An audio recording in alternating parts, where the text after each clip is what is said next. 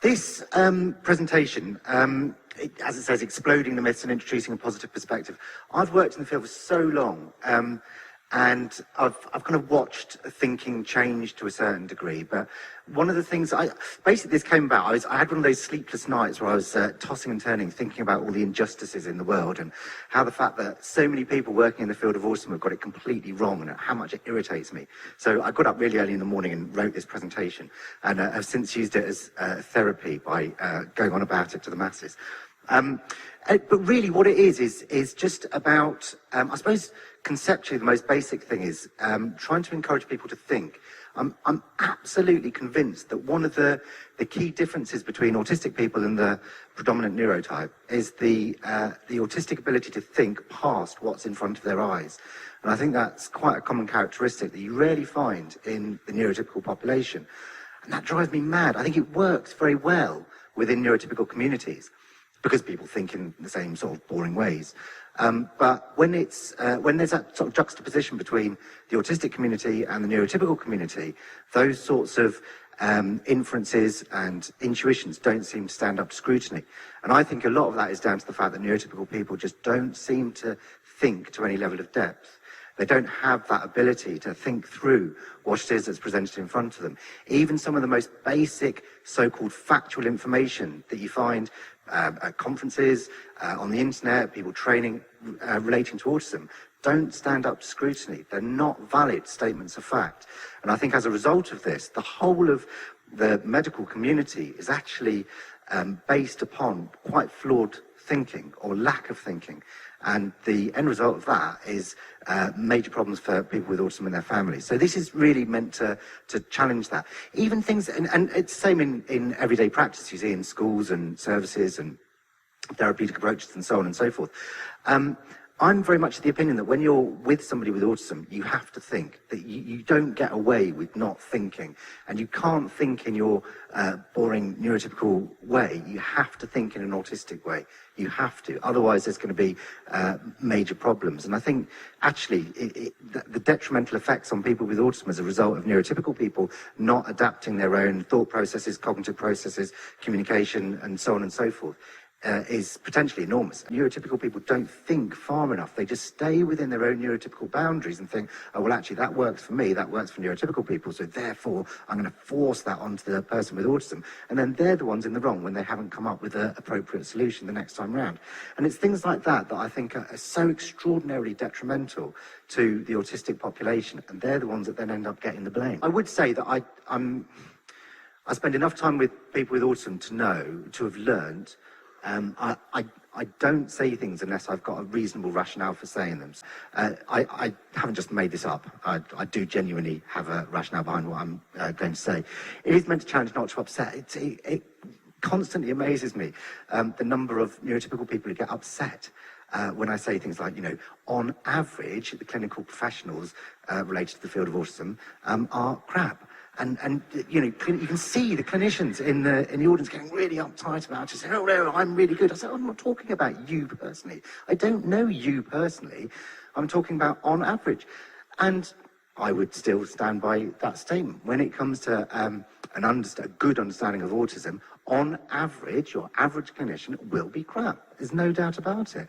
I would say most professionals are as well, to be honest. When you're covering the entire population of people with autism, simply because the vast majority, or not the vast majority, statistically, still to this day, the majority of people with autism are not identified. They do not have a diagnosis. So how do we even know, in general, what people with autism look like or behave like or communicate like? We don't. Statistically, we don't. And the whole kind of, and I'm not blaming clinicians. I had a consultant psychiatrist who got ever so upset with me. He came on a course I was running, ever so upset. He said, no, psychiatrists are very well trained. And I said, well, actually, our teaching assistants that come on our course at Sheffield Hallam University are far better trained than consultant psychiatrist. And he just couldn't accept that. And I said, well, look, in black and white, how many hours were allocated in your clinical training to autism? He said, well, you had a whole half a day. I said, well, there you go. You know, our students are on a 2-year course and they have 6 modules of 8 sessions per module. Do the math yourself. Don't be stupid. It's not having a go at you personally, it's just pointing out that it's the support that clinicians get is wholly inadequate. Plus, the half-day training would have been completely useless, I expect, anyway. It's almost like a self-perpetuating issue, and I think this genuinely is an issue around diagnosis. I get really upset with people not diagnosing appropriately. Well, hang on, you don't look anything like the person that I'm used to diagnosing, so therefore you can't be autistic. It's not quite as simple as that, but it's not far off, and then they come up with the most moronic terms like atypical autism, which is surely one of the most ludicrous terms to ever have entered into diagnostic criteria or whatever. It's absolutely insane. I'm not having a go at you individually at all. I'm sort of more having a go at the system, I suppose. As I say, the intention is to encourage deeper thinking. I'm not saying you're not all deep thinkers yourselves. I'm sure you all are. So we're talking about everybody else, not you people. The problem is not people with autism.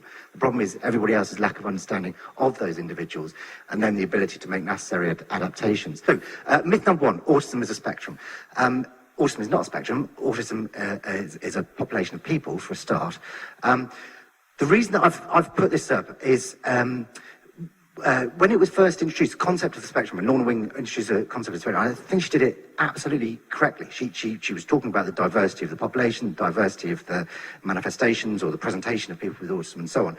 I think that's absolutely spot on. I think the heterogeneity of the population is, without question, is not an homogenous group. Everybody, all people are individuals, but actually people with autism are more individual than the neurotypical population. And I think actually that there's a justifiable rationale for that.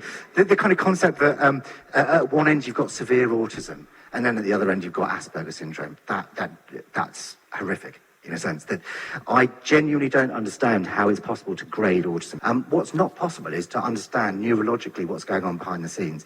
And I think what actually this does is incredibly discredit and patronise individuals with autism who are able to present in a manner that clinicians make the assumption is, we can only be very mildly affected. You've got absolutely no idea what's going on behind the scenes. Absolutely no idea.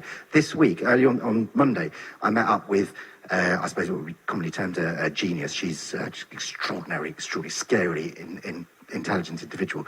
And she was telling me about how she had gone on a quiz show on Radio 4. And we're talking like proper, like university challenge type intellectual ability in terms of the quiz show. It's very highbrow. And as she said, she absolutely nailed it. She completely stormed it in the morning. And she got all the questions right. She completely wiped the floor with everybody else. And she mentioned various famous people's names. So I'm sitting there thinking, crikey, you really are bright. And in the afternoon, she got sectioned. And I just think, if you'd have taken a video of that individual in that studio, in what was actually a very comfortable environment for her, engaging in what was very comfortable for her, which is questions and answers, very structured, intellectually very able to do it, and very stimulating for her, and as she's quite competitive, enjoying the fact that she was wiping the floor with these other intelligent people, her presentation of autism was essentially nil. In the afternoon, she was sectioned, and rightly so. The presentation of autism was extreme. She's exactly the same person. Exactly the same person. She's not suddenly more autistic. Her grade of autism hasn't suddenly increased after lunch. She has exactly the same neurology. And I think that you can see, I see that frequently in individuals that I work with. Individuals who have a diagnosis of very mild Asperger's syndrome, who, as Mark was saying, are committing suicide. You don't commit suicide if you're mildly autistic. That's completely insane. It's all about the presentation of the individual. And I think actually a lot of individuals with autism who are very good echopraxic, copying individuals who are very intellectually able, so they've worked out how to put on this facade. I know all sorts of individuals who have different personalities depending on which situation they're in, and they will choose which person to become because they've got to.